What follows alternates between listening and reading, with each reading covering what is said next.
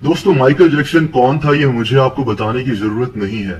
इस वीडियो में मैं माइकल जैक्सन की पुरस्कार मौत के ऊपर बात करूंगा। मेरी कोशिश होगी कि कॉन्स्पिरेसी थ्योरीज के बजाय सिर्फ हकाइक पर बात करूं, ताकि आपको सारी कहानी समझने में आसानी हो। दुनिया के मशहूर तरीन परफॉर्मर और किंग ऑफ पॉप कहलाए जाने वाले माइकल जैक्सन की मौत 25 जून 2009 को हुई थी। मौत की वजह प्रोपोफोल नामी एक ड्रग का इंजेक्शन थी। माइकल जैक्सन के डॉक्टर कॉनराड मरे का कहना था कि वो पिछले 60 दिनों से मुसलसल माइकल जैक्सन को प्रोपोफोल का इंजेक्शन लगा रहा था, क्योंकि माइकल जैक्सन को नींद न आने का मसला था। इसी इंजेक्शन के ओवरडोज की वजह से माइकल जैक्सन की 50 साल की उम्र में मौत वाक़ हो गई। डॉक्टर कॉनराड मरे को गिरफ्तार कर लिया गया था और इसको 4 साल कैद की सजा हुई, लेकिन ये सिर्फ 2 साल ही जेल में गुजार कर बाहर आ गया। लेकिन दोस्तों, कहानी इतनी सिंपल नहीं है। इस बात में अब कोई शक नहीं है कि माइकल जैक्सन के मरने से पहले इसकी जान को किसी से सख्त खतरा था। माइकल जैक्सन को लगता था कि इसको कत्ल कर दिया जाएगा। 27 जून 2013 को माइकल जैक्सन के बड़े बेटे प्रिंस जैक्सन ने एक इंटरव्यू में बताया कि माइकल जैक्सन अक्सर फोन पर किसी से बात करता था और फिर रोने लग जाता था और फिर अपने बेटे को कहता कि they are going to kill me, यानी वो लोग मुझे मार देंगे। माइकल जैक्सन किससे फोन पर बात करता था ये मैं आपको वीडियो में आगे चलकर बताऊंगा। यही नहीं, बल्कि माइकल जैक्सन की 19 साला बेटी पेरिस जैक्सन ने पिछले साल ये दावा कर दिया था कि माइकल जैक्सन को बकायदा कत्ल किया गया है और इस बात का इसकी पूरी फैमिली को पता है। इसका कहना था कि माइकल जैक्सन इसको अक्सर ये बताता था कि इसको जल्द ही मार दिया जाएगा। इसके अलावा हैरान कुन तौर पर अपनी मौत से सिर्फ कुछ हफ्ते पहले माइकल जैक्सन ने अपने एक इंतहाई करीबी दोस्त को 13 खत दिए थे, जिसमें इसने लिखा था कि कुछ लोग मुझे मारना चाहते हैं और मुझे अपनी जान की फिक्र हो रही है। माइकल जैक्सन का ये दोस्त, जो कि एक बिजनेसमैन है, उस वक्त माइकल जैक्सन के साथ ही मौजूद था और माइकल जैक्सन ने खुद इसको ये खत दिए थे। दोस्तों, ये सारी बातें इस चीज को साबित करती हैं कि माइकल जैक्सन की जान को किसी से शदीद खतरा था और इसको पता था कि इसको कत्ल कर दिया जाएगा। लेकिन खतरा किससे था, अब ये डिस्कस करते हैं। दोस्तों, ये बात बहुत कम लोग जानते हैं कि माइकल जैक्सन एक बिजनेसमैन भी था और यही इसकी जिंदगी का सबसे बड़ा मसला बन गया था। जब इसकी एल्बम थ्रिलर रिलीज हुई और बहुत ज्यादा हिट हो गई तो माइकल जैक्सन दौलत से माला माल हो गया था। इसने उस वक्त सोचा कि इन पैसों को कहीं इन्वेस्ट करना चाहिए। ये दूसरे आर्टिस्ट की तरह अपनी उम्र का आखिरी हिस्सा गुर्बत में गुजारना नहीं चाहता था। माइकल जैक्सन ने ये सारे पैसे ATV म्यूजिक पब्लिशिंग नामी एक कंपनी को खरीदने में लगा दिए। इस कंपनी के पास कई मशहूर सिंगर्स के गानों के हकूक मौजूद थे, जिनमें एल्विस प्रेस्ले और मशहूर बैंड बीटल्स के गाने भी शामिल थे। ये 4000 गानों का एक म्यूजिक कैटलॉग था जो इंतहाई कीमती था और माइकल जैक्सन इन 4000 गानों का मालिक बन चुका था। किसी को भी अगर इन मशहूर गानों को कहीं भी इस्तेमाल करना था तो उसका फायदा माइकल जैक्सन को होना था। 1984 में, यानी 1984 में माइकल जैक्सन ने ATV म्यूजिक पब्लिशिंग को $47.5 मिलियन में खरीदा, जो कि एक बहुत बड़ी रकम थी। इसने कुछ ही अरसे के बाद इन गानों से फायदा भी उठाना शुरू कर दिया और बीटल्स का एक गाना रेवोल्यूशन मशहूर स्पोर्ट्स ब्रांड नाइकी को $5 लाख का बेच दिया, जो नाइकी ने अपने इश्तिहारों में इस्तेमाल करना था। माइकल जैक्सन म्यूजिक इंडस्ट्री की एक ताकतवर शख्सियत बन चुका था, लेकिन इसके बाद माइकल जैक्सन ने कुछ ऐसा करना शुरू कर दिया जो म्यूजिक इंडस्ट्री को कंट्रोल करने वाले ताकतवर लोगों को पसंद नहीं आया। माइकल जैक्सन ने कुछ सिंगर्स को उनके गानों के हकूक वापस करना शुरू कर दिए। इनमें ज्यादातर ब्लैक सिंगर्स शामिल थे, क्योंकि माइकल जैक्सन को लगता था कि उस वक्त ब्लैक सिंगर्स को म्यूजिक इंडस्ट्री में ऊपर आने नहीं दिया जाता था। इसके अलावा भी माइकल जैक्सन ने अपने खरीदे हुए म्यूजिक कैटलॉग से कई ऐसे अच्छे काम करना शुरू कर दिए जो वेस्टर्न म्यूजिक इंडस्ट्री को कंट्रोल करने वाली ताकत को पसंद नहीं आए। ये वो ताकत है जो तमाम आर्टिस्ट को अपने कंट्रोल में रखती है और इस ताकत को माइकल जैक्सन अपने कंट्रोल से अब निकलता हुआ दिखाई दे रहा था। दोस्तों, मैं किसी कॉन्स्पिरेसी थ्योरी पर बात नहीं करना चाहता, लेकिन अगर आप माइकल जैक्सन के मशहूर तरीन एल्बम डेंजरस के कवर को देखें तो आपको राइट साइड पर एक आंख बनी हुई नजर आएगी, जो कि दरअसल इल्यूमिनाटी का साइन है। ये आंख इस कवर पर क्या कर रही है ये मैं आप पर छोड़ता हूं। बहरहाल आगे बढ़ते हैं। माइकल जैक्सन के लिए सब कुछ अच्छा चल रहा था, लेकिन फिर 1995 में सोनी म्यूजिक नामी कंपनी ने माइकल जैक्सन से राब्ता किया और सोनी म्यूजिक को माइकल जैक्सन के ATV म्यूजिक के साथ मिलाने की ऑफर की। इसके बदले में सोनी म्यूजिक माइकल जैक्सन को $95 मिलियन देने को तैयार थी। माइकल जैक्सन ने ये ऑफर कबूल कर ली और अब इसके खरीदे गए गानों पर आधा हक सोनी म्यूजिक का था और सोनी म्यूजिक के खरीदे हुए गानों पर माइकल जैक्सन का भी हक था। इसके साथ माइकल जैक्सन के गानों को प्रमोट करने का जिम्मा भी सोनी म्यूजिक ने ले लिया। दोस्तों, लेकिन कुछ ही अरसे के बाद माइकल जैक्सन और सोनी म्यूजिक के दरमियान में एक जंग शुरू हो गई।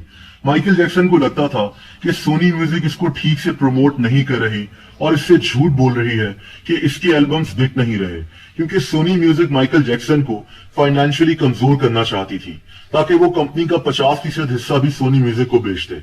और यहीं से माइकल जैक्सन की जिंदगी की तबाही शुरू हो गई। इसी दौरान माइकल जैक्सन पर बच्चों को ज्यादती का निशाना बनाने का केस भी बन गया, जिसमें माइकल जैक्सन को $20 मिलियन अदालत में अदा करके सेटलमेंट करना पड़ी। माइकल जैक्सन की पब्लिक इमेज तबाह हो गई।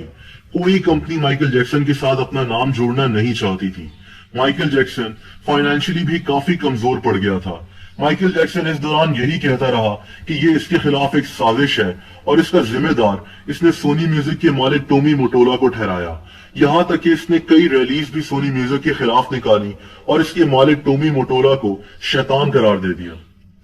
दोस्तों, असल फसाद की जड़ ही वो म्यूजिक कैटलॉग था जिसमें अब लाखों कीमती गानों के हकूक शामिल थे, जो आधा माइकल जैक्सन के पास था और आधा सोनी म्यूजिक के पास।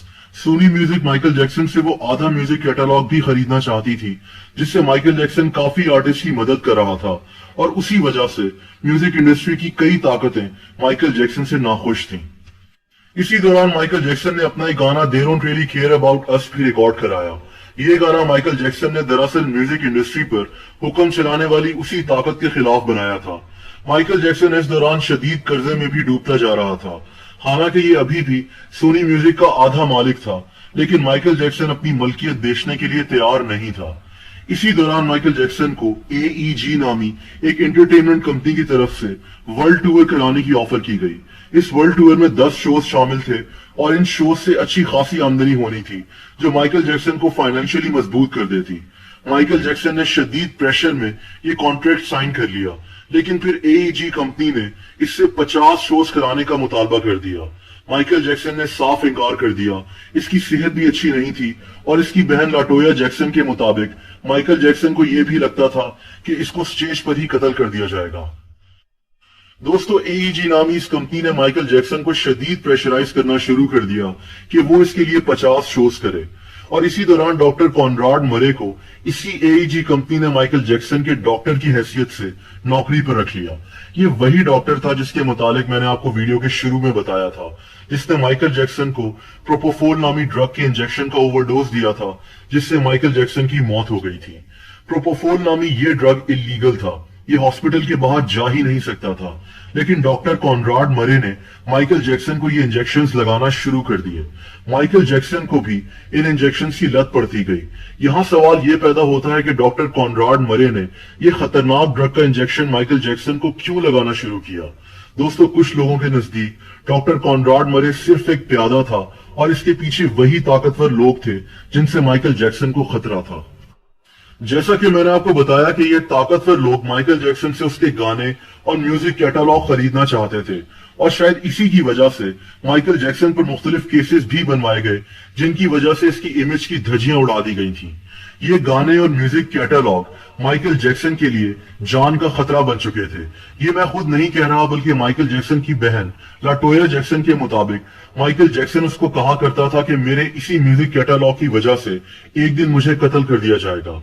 इसके मुताबिक माइकल जैक्सन की मौत के फौरन बाद मुख्तलिफ ताकतवर लोग इसी म्यूजिक कैटलॉग को खरीदने की बात करना शुरू हो गए। इन ताकतवर लोगों के लिए एक मरा हुआ माइकल जैक्सन एक जिंदा माइकल जैक्सन से कहीं ज्यादा कीमती था, क्योंकि माइकल जैक्सन अपने खरीदे हुए कीमती गानों को बेचना नहीं चाहता था। ये बात माइकल जैक्सन अपने करीबी लोगों को भी बताया करता था। दोस्तों, वीडियो के शुरू में मैंने आपको बताया था कि माइकल जैक्सन फोन पर किसी से बात कर कहता था कि ये लोग मुझे मार देंगे।